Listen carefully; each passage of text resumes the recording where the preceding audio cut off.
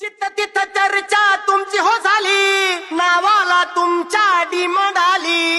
जिथं तिथं चर्चा तुमची हो झाली, नावाला तुमच्या डिमांड आली. ओ शेट तुम्ही नादच केलाय थेट. ओ शेट तुम्ही माणूस हाय लय ग्रेट. ओ शेट तुम्ही नादच केलाय थेट.